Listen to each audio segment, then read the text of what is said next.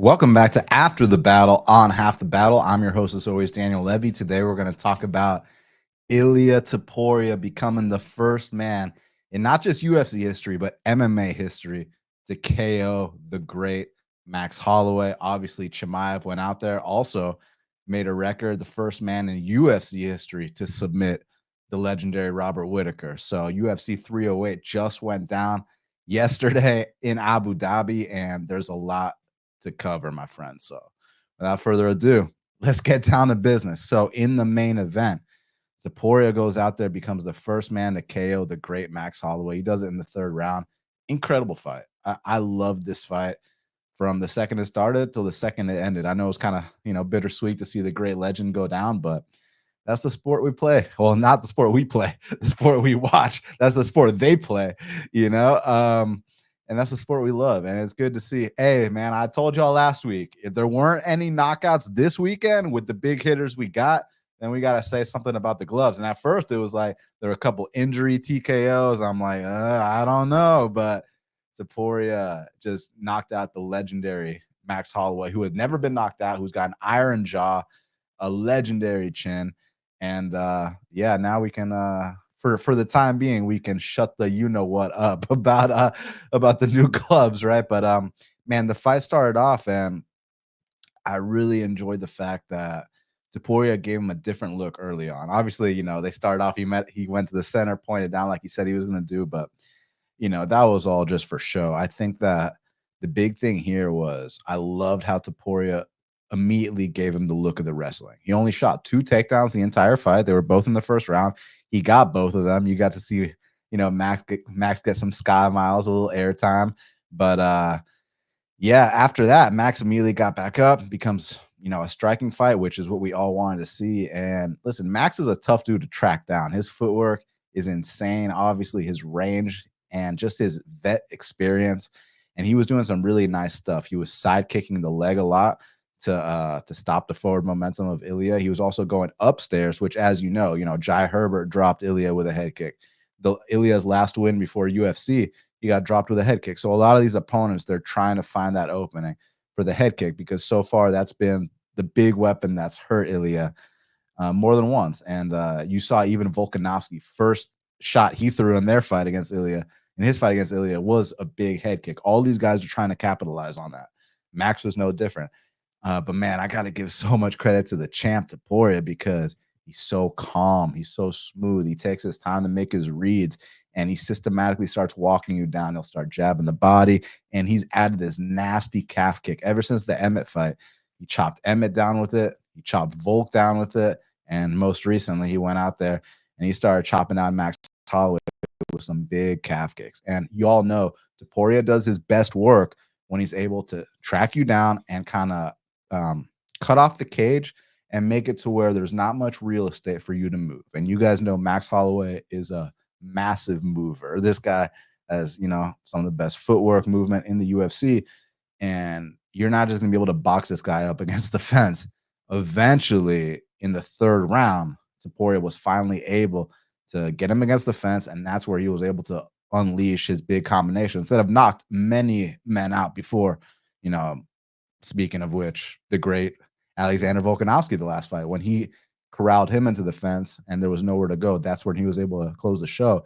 Now with Max, it was a little different, because Max, he got up against the fence in that third round. Topuria starts teeing off. Max was able to circle left, which is really, really nice.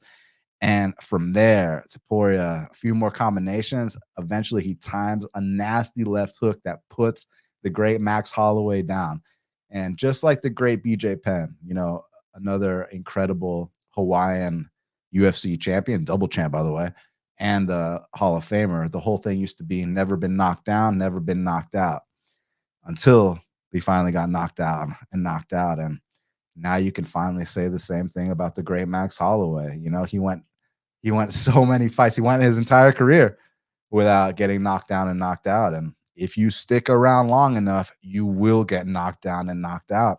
And it finally happened to the iron legendary chin of Max Holloway. And this wasn't no early stoppage. This wasn't, hey, let's throw a few more that are academic. This was like, if he throws any more, like, this could get really bad because Max was out, zero protest. Like, yeah, they had to wake him up, man. But listen, how many cannabis naps has Max Holloway dished out? Live by the sword, die by the sword. When you've given out as many knockouts as this man has, eventually you're going to be on the wrong side of one. And Topuria is not exempt either. I'm not saying it's going to happen anytime soon. I really don't think it will. But Topuria keeps fighting. 5 years from now, there's going to be another hungry contender that we don't even know about right now that's going to come along, and he's going to be the man to knock out Topuria. Just like when Max Holloway, when the Blessed Express was rolling and Max Holloway was featherweight champion, was Topuria even in the UFC then?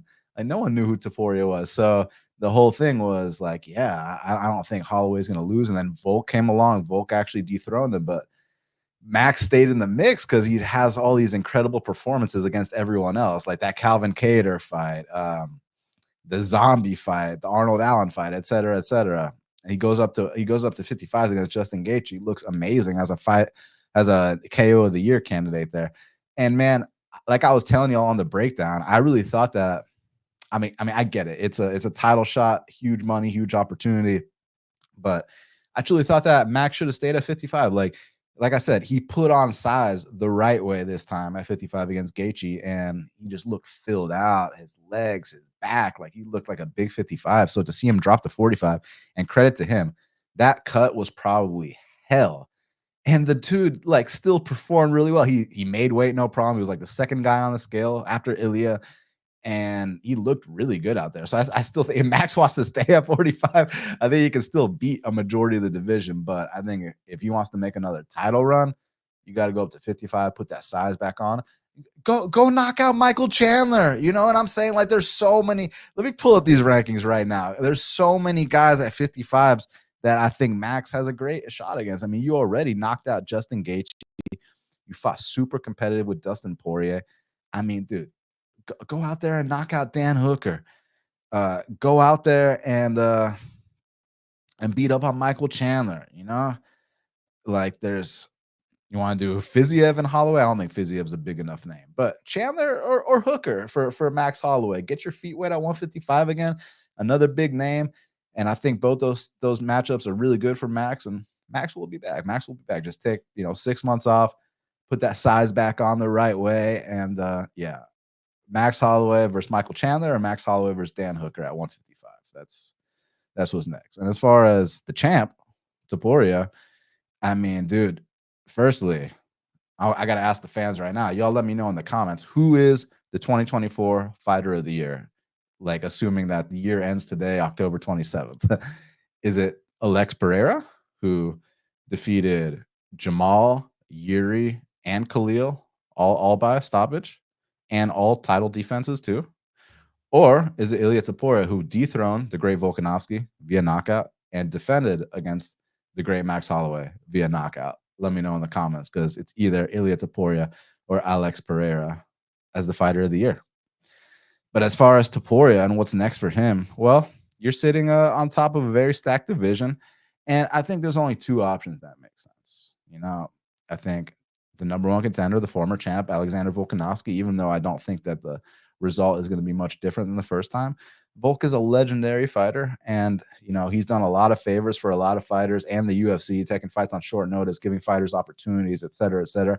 Great ambassador for the sport. So if there's anyone that, hey, even though the first fight result wasn't exactly the kind of result that we think there needs to be a rematch, you're the kind of guy we can make exceptions for, Volk. So if Volk wants that rematch, by all means. And then the other option is Diego Lopez. Listen, man, he's number 3 in the world. I know number 5, Movsar Evloev, might have something to say about that, considering the fact that he beat Diego Lopez. But the thing is, no one really cares about Movsar Evloev like that. It's unfortunate because he's really damn good. He's a really good fighter, man. Like, he could be up there for a title shot, but no one knows who he is or wants to watch him fight. Let me pull up Instagram real quick. Let me see how many followers this dude Evloev has, because I'm actually curious. Like, do people really not care about him, or is that wolf tickets? Damn, my boy's got 1.2 million followers, so maybe people do care about him. Let's see what Diego Lopez has. So Diego Lopez. Wow. Movsar has more than double the followers of Diego Lopez. Maybe Movsar is just like a huge deal in Russia or something. Because here in the States, no one cares about Movsar Evloev. But that's crazy to know he's got double the followers of Diego Lopez. I mean, listen, if they do Topuria and Evloev, that's a fight we wanted to see for a long, long time. I just think that right now, Diego Lopez has way more hype amongst the fans and just his activity level and the fact that he's more exciting when he fights, even though Evloev is arguably a better fighter. I mean, he beat Lopez. And then the other option's Volk, like we said, for the reasons mentioned. So it's only going to be those two guys against Topuria next. But man, Topuria, this is a champ to look out for. One or two more title defenses, you could go up to 55s, and we could be talking super fights. So yeah, and what's cool about Topuria, what's interesting about him, is that he kind of feels like superhuman. Like, and we'll talk about that with Chimaev too. You know, what's interesting about that is that, like, okay, you think about like Max Holloway and Robert Whittaker. Why do we love them so much? Besides their fighting styles, it's because they're like relatable. They're like real human beings, and it was cool having them as champs because it made you feel like, ah, man, I could do this, or I could do anything, right? But you see like Topuria, and he's not really a guy I can relate to, but I kind of like that because it's like I'm watching like a superhero, or like a dude speaks fucking 5 languages. Have you seen his house that they showed on the countdown? Like, goddamn, he's got his own doctors and scientists, like chambers and all these. Like, bro, like this dude's Topuria is straight up a Bond villain, you know. And then you got Khamzat Chimaev, like, dude is just smash. You know what I mean? Yeah. So I can't relate to either of those dudes. Like they're like superhumans, but I love having like superhuman UFC champs. Like I said, it's cool to have the relatable champs like the Max Holloways, the Robert Whitakers, but it's also cool when you have like real, you know, superhero type dudes. And that's what Topuria and Chimaev are. And Chimaev ain't even champ yet. Just wait.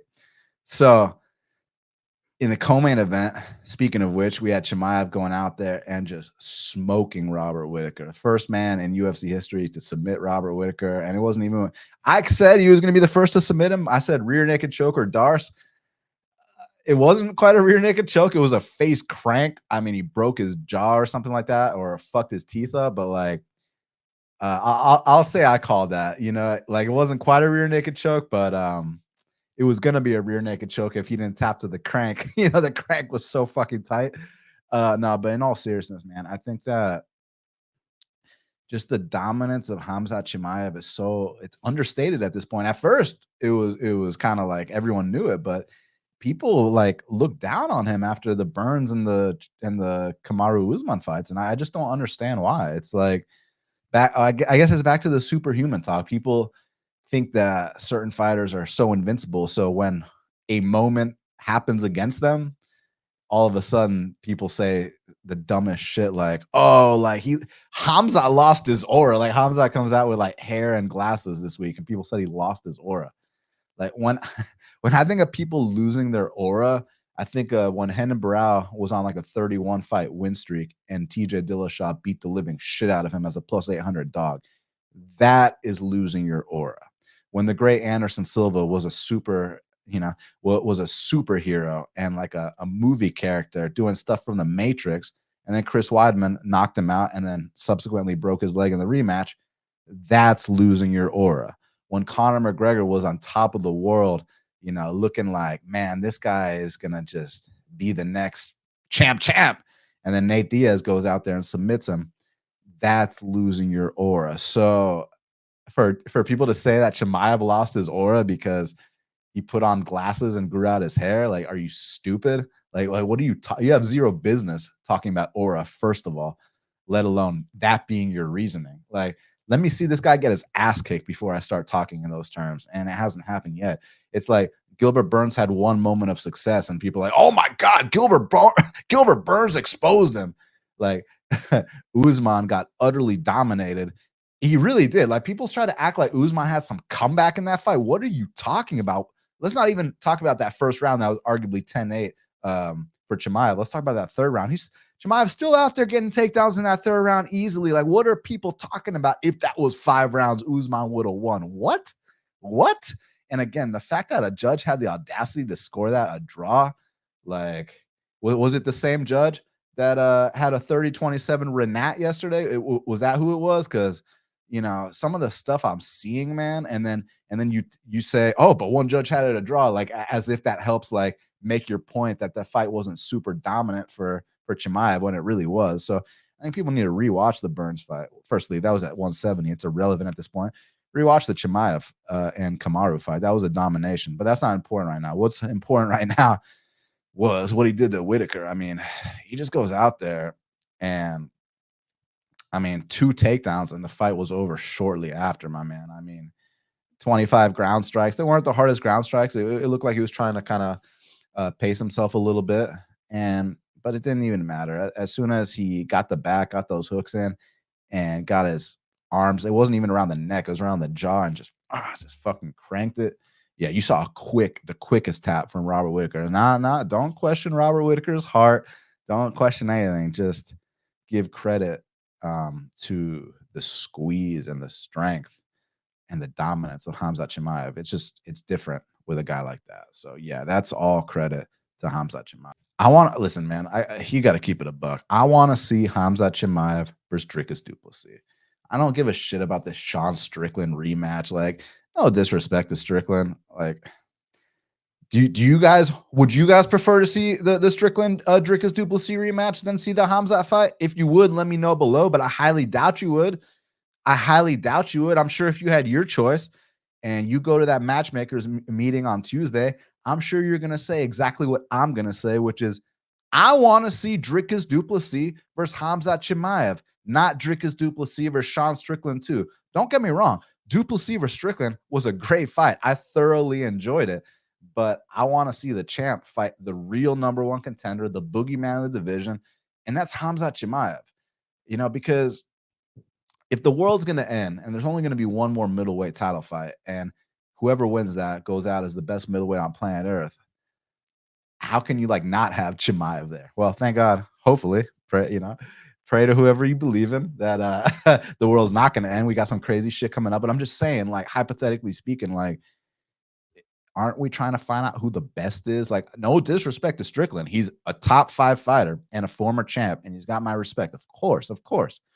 But I think the 2 best 185ers on planet Earth are Dricus du Plessis and Khamzat Chimaev, and I want to see them fight, period, point blank. I don't want to see any other fight. So, yeah, let me know what y'all think about that. Like, is the Strickland fight really necessary? I personally don't think so. So like I mentioned with Holloway, he goes up to 55s, and I think he's going to do his thing there. And with Rob, let's pull up these rankings. I mean, listen, man, Rob, he's number 3. He lost to, oh my God, they had Khamzat number 13. Like I said, these rankings are an absolute fucking joke.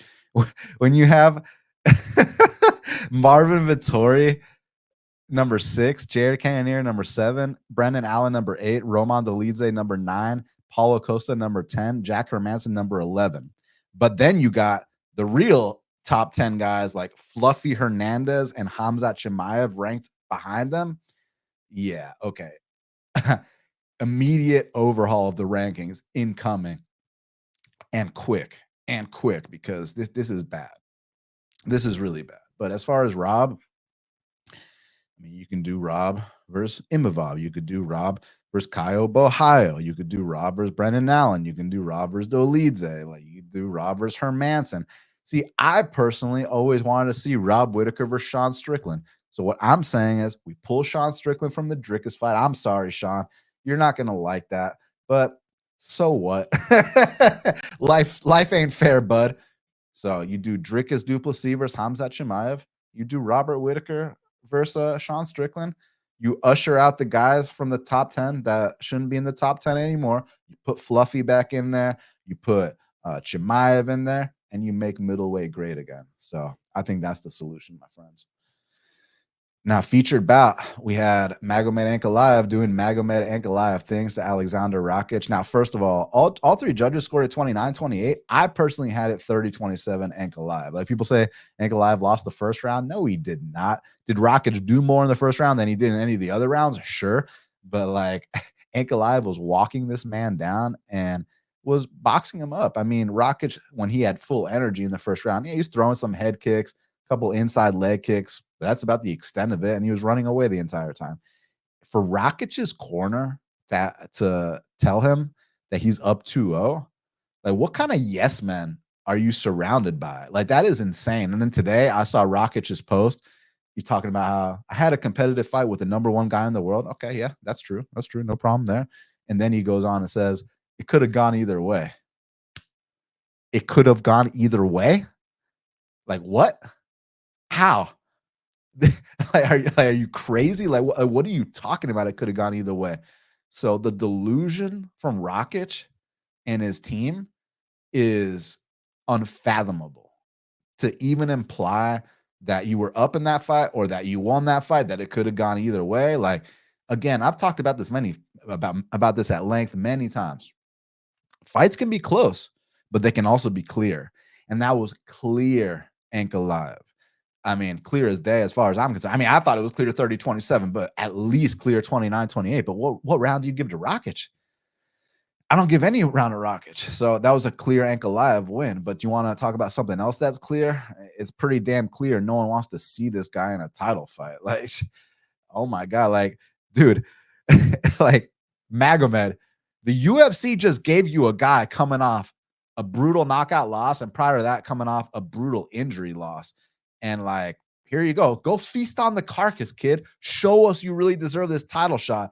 And he does his typical Russian coast. I mean, I thought he clearly won the fight, but does that get you pumped to see him and Pereira? I mean, maybe it gets me pumped to see Pereira knock him out, but everybody talking about this guy being the boogeyman of the division, that's the boogeyman of the division. And then again, I talked about this in my preview, and I'll talk about it again.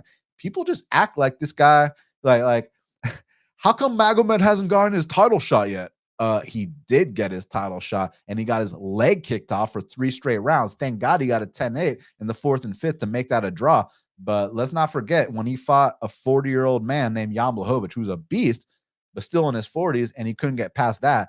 And people act like that never happened. And then you see the Rakic fight, and you're talking about this is the #1 contender. All right, bro. Like, okay. I think Jamal Hill would starch Ankalaev and put a volume clinic on him. I think Ankalaev probably beats Yuri. I mean, he didn't beat Jan. That was a draw. And then the Rakic fight, I thought he clearly beat Rakic, but it's like it was so like not a statement that Rakic is out here saying it could have gone either way. Like you need to make it definitive enough to where Rakic says, damn, like I haven't taken a nap like that in my life. No, no, just kidding. But like you got to make it definitive enough to where Rakic is saying shit like, hey, props to Magomedov, he was the better man last night, et cetera, et cetera. Not to where, man, I thought it could have gone either way. You know, even though it couldn't have gone either way, it was still like you didn't kick his ass enough to make him realize that like he clearly lost that fight. So yeah, I mean, if you want to give Alex, you know, another quick turnaround and give him this guy who people claim is the #1 contender for whatever reason, they love to hang on to it. I'm not one of those guys. I don't think that this guy is who y'all think he is. Do I think he's a top 5 guy? Yes, I do think again, people are going to be like, oh, you're shitting on Ankle a lot. No, I'm not. I'm just telling you where I truly think he is in the rankings. I think he's a top 5 guy, but I don't think he's the #1 contender, and I don't think he's a future champ, period. But I understand he's probably going to get a title shot. So it's either Magomedov against Alex. I mean, I think that's got to be the fight because I'm pretty sure Jamal is fighting someone else, if you know what I mean. So yeah, I think that's what needs to happen. And with Rakic, let's build up. You can do Khalil Roundtree, let him get into the top 5. Because Rakic right now, what's happening with Rakic is gatekeeping a top 5 spot. So we got to eradicate that situation, my friends. And the way we do that is you let Khalil Roundtree bounce back against Rakic, because Rakic is number 5, right? Khalil's number 7. You want to get Khalil into the top 5, you put him against Rakic. Nikita Krylov's number 6. You want to get Krylov into the top 5, you let him fight Rakic. You got Azamat Mirzakhanov at number 11. You want to get him to the top 5, let him fight Rakic. You got Carlos Ulberg number 10. You want Ulberg to get in the top 5, let him fight Rakic. So yeah, I don't think Rakic is going to be a top 5 guy this time next year.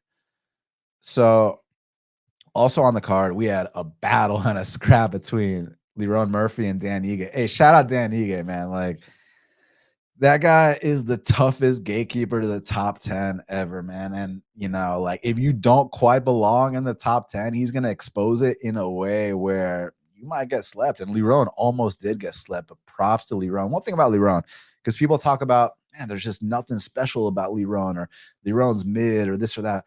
Let me say this. Maybe he's not the fastest. Maybe he's not the strongest. Maybe this, maybe that. But one thing about Lerone, the dude has insane heart and is a winner.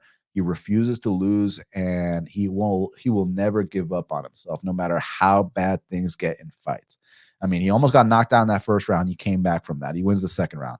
It's 1-1 going to the third. First half of the third round, Dan Ige is on top of him. It looks like, oh shit, Dan Ige, just stay on top. You're winning this fight.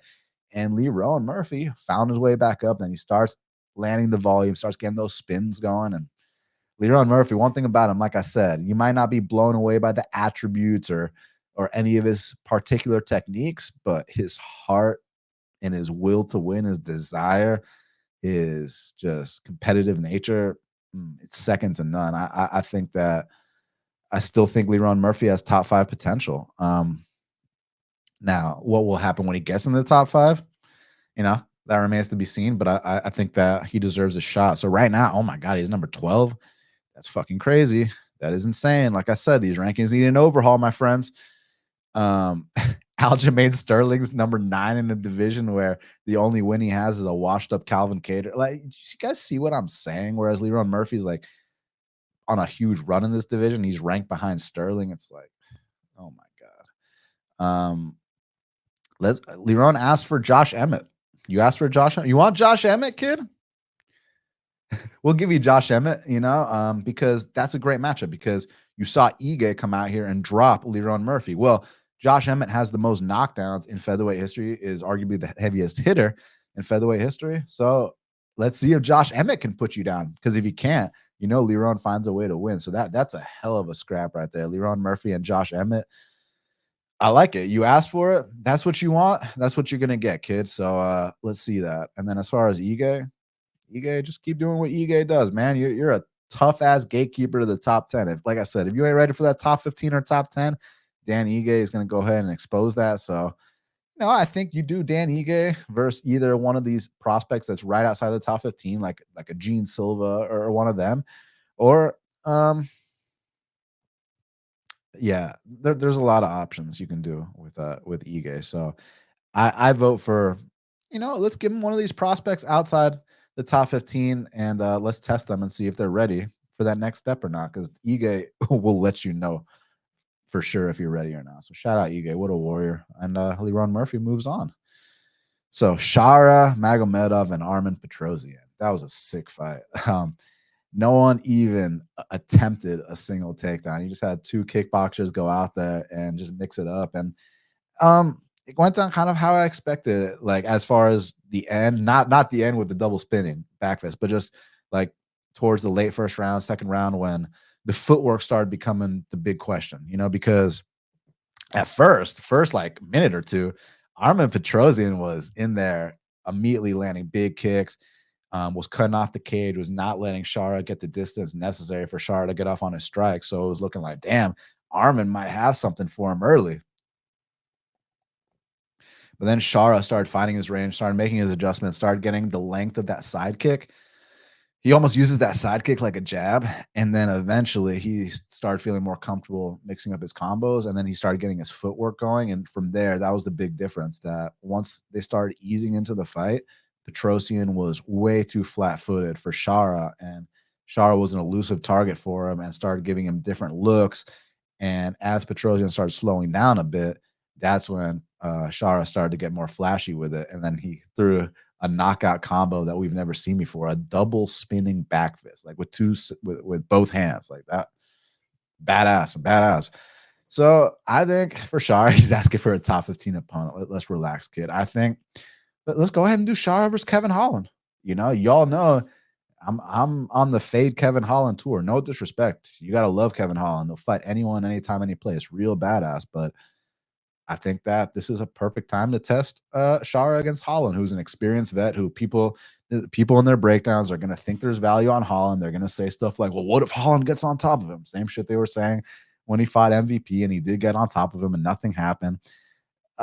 People love betting Holland for whatever reason. I think because of his past success, maybe, or because he's a cool personality, whatever the case may be. But yeah, let's get that Shara Bullet versus Kevin Holland fight going, and let's get a narrative going that this fight, oh, this is Shara's first real test. Like, man, what happens if Kevin Holland gets on top of this guy? Spoiler alert, he's not going to get on top of him, and if he does, he's not going to do anything with it. He's going to try to strike with Shara, and he's going to lose. But let's get a narrative going that Shara versus Kevin. Oh my God, this is the biggest test of Shara's career. Wow, is he ready for a guy like Kevin Holland? Like, because I will bet Shara big in that spot, especially if he's like minus 145 like he was against Petrosyan. So yeah, let's move Shara to let's give him that Kevin Holland test. And then Arman, he's gonna be just a fun middle of the road kickboxer to watch. So I'll definitely tune in for his next fight. Yesterday was a fun one. So main event of the prelims, we had Ibo Aslan versus Rafael Cerquera. So with Cerquera, there was like not much footage of him. There was just one or two fights at heavyweight where he like knocked the dude out with a spin, but everyone like bet this guy to like a favorite or a pick him because he's Jayton Almeida's training partner. Like, that's the reason why there's no footage on this guy. So, but because he trains with Jayton Almeida, now he should be a favorite over a dude that's, his whole history is documented. Like, what? That's like saying when Chris Weidman was champion, that's like justifying a bet on Vellante. Like, hey, well, Vellante trains with Weidman. Yeah, he's Weidman's punching bag. Like, just because he trains with Weidman doesn't mean Weidman can fight for him. Just because this guy trains with Jayton doesn't mean Jayton can fight for him. So yeah, there was literally no footage on this guy, and what I saw was I thought he needed to move to 205. He did move to 205. He looked like a different man physically, but Ibo is proven in the fact that this man will bite down on that mouthpiece and chuck absolute bombs, and that's what he did. He goes in there, just starts throwing at him and gets him out of there in under a minute. Now, I'm surprised Buddy didn't go down. That's one thing about the standing TKOs is they rob the fighters of knockdowns. Like that Bilal and Sean Brady fight, you see all these fighters talking about, oh, Bilal's never knocked anyone down. Yeah, it's because the ref robbed him of a knockdown against Sean Brady when they called it a standing TKO. The ref also robbed Ibo Aslan of a knockout yesterday, when they didn't let the guy go down. So now we can keep blaming the gloves, right? No, but shout out Ibo Aslan. Like, that's exactly what you were supposed to do in that spot in a featured, fight. So now, I mean, listen, I don't have an issue with putting Ibo Aslan against, a top 15 guy like Alonzo Menefield, like a Bogdan Guskov, like an Anthony Smith. Like, let's go ahead and put him in there with one of those guys. I think he's ready right now. So, look, I'm not saying he's ready for, for Krylov or any of those guys, but for Alonzo Menefield, I think that makes sense. So, yeah, let's see Ibo Aslan versus Alonzo Menefield, Ibo Aslan versus Bogdan, Ibo Aslan, Ryan Spann, Ibo Aslan, Anthony Smith, Dom Reyes winner, something like that. Jeff Neal and RDA. Firstly, happy birthday, RDA. Legend of the sport. 40th birthday inside the octagon. Damn, badass. I mean, it sucks he got injured, but at least he got 6 figures for his birthday. My birthday was a couple weeks ago. I wish someone gave me 6 figures for my birthday.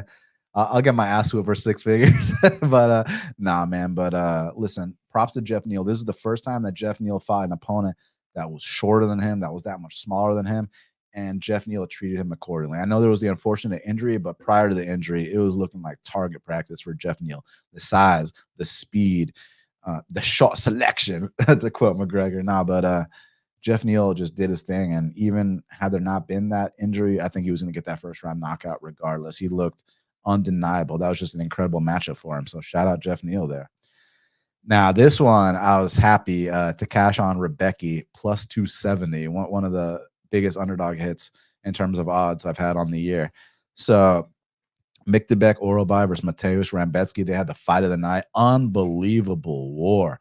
So I took Rambetsky at plus 270 because I thought that I didn't know that he was definitively going to win, but I thought that for sure the fight was going to play out closer than the odds indicate, and it sure did.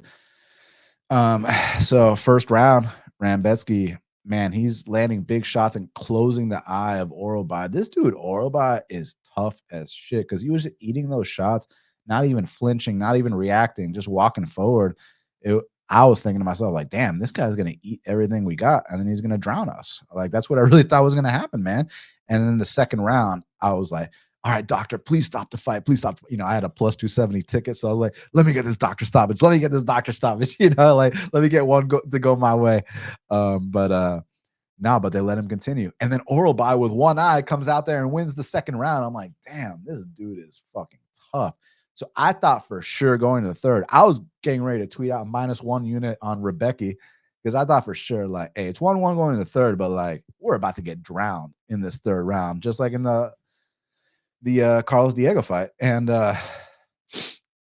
shout out Rebecky, man, because he comes out there, he floors Orobey right away. He gets 3 takedowns. I mean, he almost gets the finish. I'm surprised they didn't stop the fight. And he empties the load trying to finish this guy. And then Orobey gets back on top of him. It's like, oh my God, like the heart and will and determination of Mateusz Rambetsky and Orobey. Like, both these guys got bright futures, and that's why that was the fight of the night. So shout out to both these absolute studs, and I can't wait to see what they do next. And thank you, Rambetsky, for that plus 270 underdog cash. And I went plus 4.7 units on the night, and I was very happy about that. So shout out Rambetsky and Orobey. Regarding how to match up these guys next, let's pull up the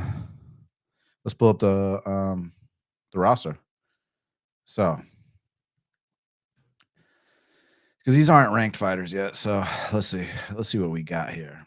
All right, let's go to lightweight. See where we're at.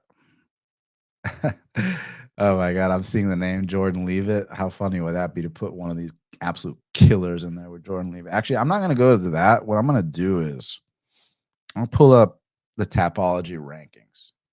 The reason being is that'll show me people that are ranked close to Rambetsky, Rabisti. All right.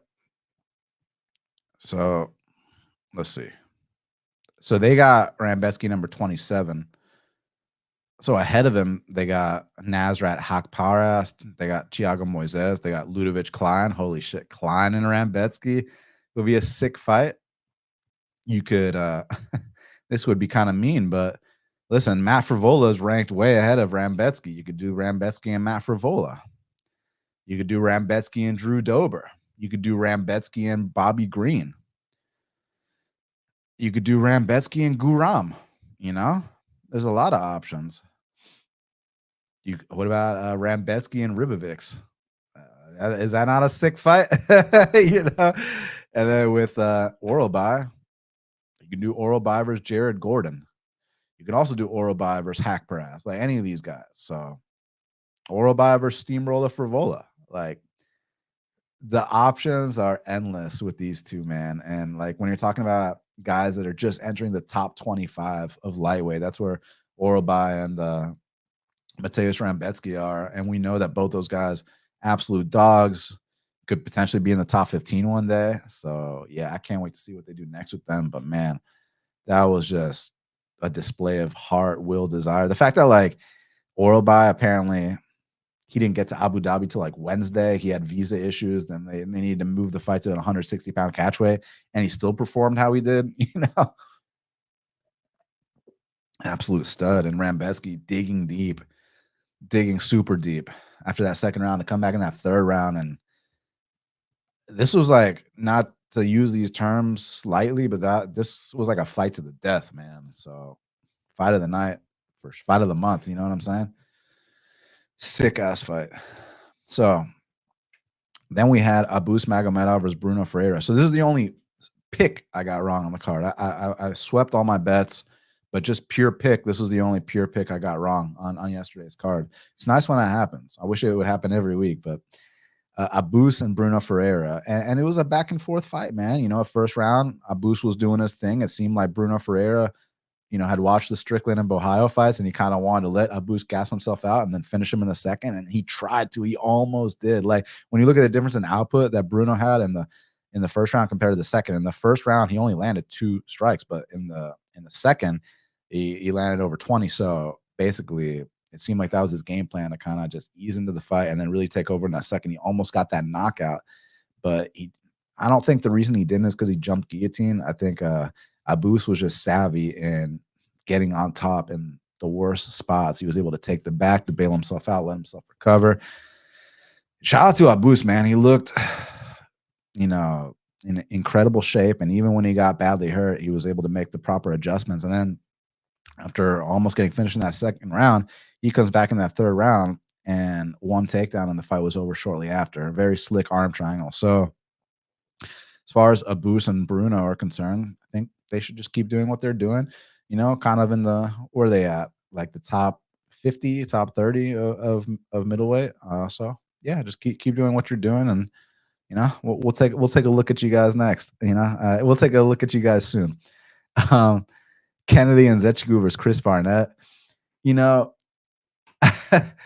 I was gonna play Kennedy in a parlay, just because, like, yeah, Chris Barnett. No disrespect to him, but this was just such a mismatch. 6'5" versus 5'8", a guy that belongs in the UFC versus a guy that doesn't belong in the UFC.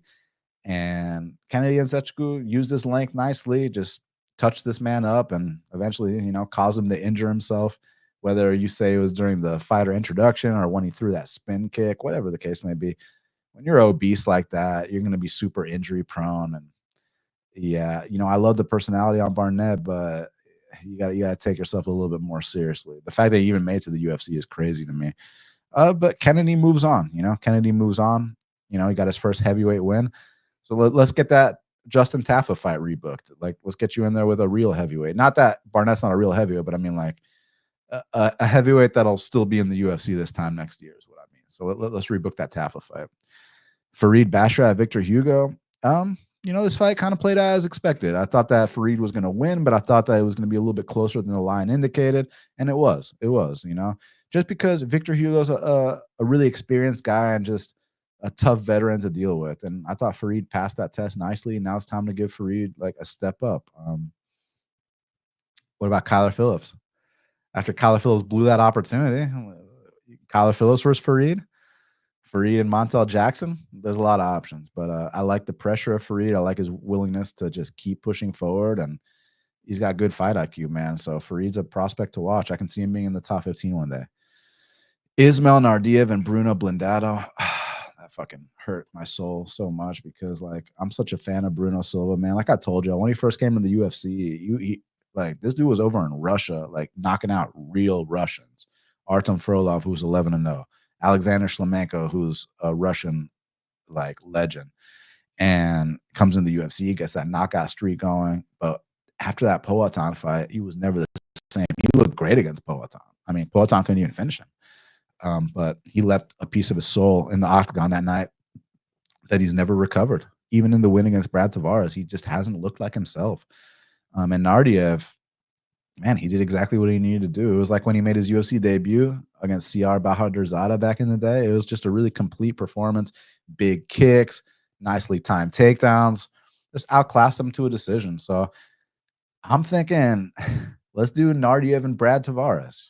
What about that? Nardiev and Brad Tavares. Like, the issue with Nardiev that he has, and it wasn't exposed yesterday, is his durability isn't the best. But I think if you give him some of these, like, kind of washed out vets, you can make some good matchups like that. I want to see Nardiev versus Brad Tavares. I think that's the fight to make. So let's get that going. As far as Bruno Blindado, it sucks to say this, I'd love to see Bruno Blindado versus like Michal Oleksiejczuk, but I think Bruno should probably retire, because you can't say, oh, the new drug testing, this and that. We're about to talk about Carlos Leal. You can still juice. You just got to learn how to do it properly and not get caught.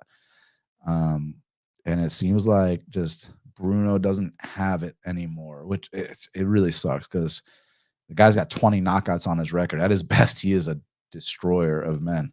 But, there comes a time when you can't play the game anymore. And I think that's what's happening. So maybe Bruno goes to the regional scene, juices to a point of no return, can get some knockouts, or maybe it's time to think about going into coaching. But if the UFC give him another chance, let's do Bruno and Mikhail Oleksiejczuk. But I think that's it. I think that's it, guys. But shout out Bruno. Thanks for the memories, man. Always be a fan. Fight game is just brutal. That's all it is. And then kicking off the card was Rinat Fakhretdinov and Carlos Leal. Listen, I had no action on this fight, and I know this was like the robbery of the year, according to many. I think what's most egregious about this fight is the 30-27 Rinat scorecard. That I cannot defend in any way, shape, or form. I just can't. Because I thought that Carlos Leal clearly won the first round. Now, a lot of people are telling me the second round was more clear for Leal than the first. I disagree. I'll tell you why. Firstly, I don't think that these stats really tell the story. Actually, the stats say that it was a super close fight. That's what the stats say. But what I say was this. First round, yeah, Rinat got some takedowns, but he did nothing with them. And I felt like Leal really made his presence known in that first round and damaged Rinat, made him pay for the takedown attempts. And then in that second round, it seemed like Leal was starting to really start to put it on him. But towards the end of that second round, Rinat started landing some combinations that got some big reactions. And I think that might have been what stole the second for him. And then the third, Leal started great again. And then Rinat, man, he started like his punches are like not the prettiest and they come from these weird angles, but he got some big reactions from Leal. So yeah, it's a tough one. It was obviously not, minus 200 Rinat or whatever the odds were. It was obviously, it played out like a pick'em fight. So people that bet Leal at like plus 200, they were on the right side. But to say that that's the worst robbery you've ever seen, I've been around this game a long time. It was not the worst robbery I've ever seen. Like, could it have gone to Leal? Of course. Yes. I'm not debating that. But I've seen robberies like when you look at the numbers, you just see a very, very close fight.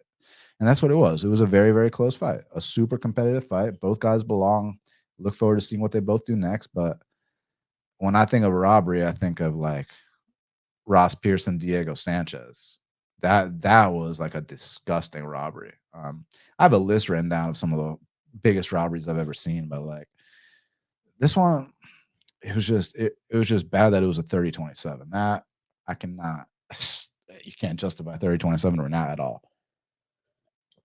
In fact, I could justify 30-27 Leal, but I can't justify 30-27 Rinat. 29-28 Rinat.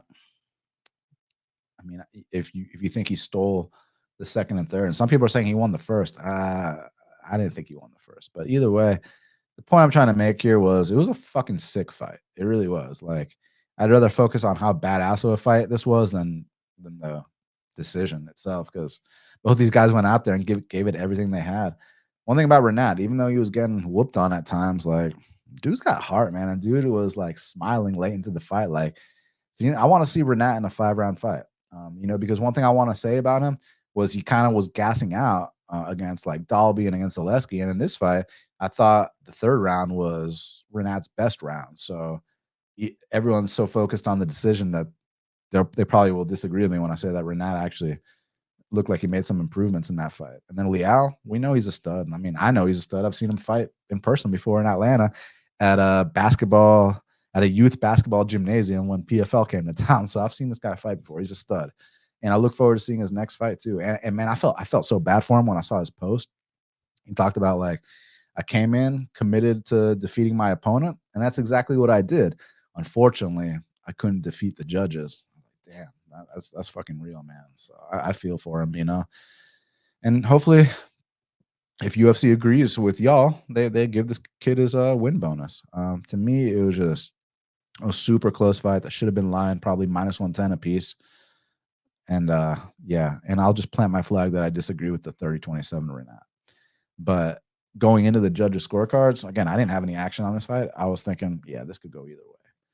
Like, I thought for sure it could go either way. And it went to Rinat. So to me, it wasn't as crazy as it was to others. But like when I heard the 30-27, I was like, oh, so Leal's gonna get it. They were like Rinat. I was like, oh shit. Yeah, you can't do no 30-27 Rinat. That's crazy. But great fight, amazing fight. I can't wait to see both of them run it back, whether it's against each other or someone else. I just can't wait to see both of them fight because that was sick. So yeah, guys, UFC 308. It went down yesterday. What an amazing card. Ilia Topuria making history, becoming the first man to knock out the great Max Holloway. Obviously, Chimaev just steamrolling Rob Whittaker. I mean, damn, that was dominant. Yeah, I want to see, like I told you, I want to see Topuria keep defending his belt. You know, hopefully they put him in Spain for the next one, and then Chimaev get Strickland out the way. Let's do Drickus versus Chimaev. That's the fight to make. So, guys, thank you all so much for your support. Please smash the like button, hit the subscribe, leave me a comment, follow me on Twitter at Best Fight Picks, on Twitter at Half the Battle HQ, on Instagram at Half the Battle Pod, on TikTok at on TikTok at Half the Battle Podcast. Shout out Meticulous for the graphics, the shorts, the reels, everything you do. Thank you very much. The thumbnails as well. The fans, I can't thank y'all enough for all your support. Y'all are the best. I'll be back later this week to talk about the Moreno versus Albazi fight. We'll be dropping more content along the way. So hope y'all enjoy your Sunday. We got NFL today. We got World Series tomorrow. We got UFC next week. So yeah, lots of sports going on. So until the next time, let's cash these bets.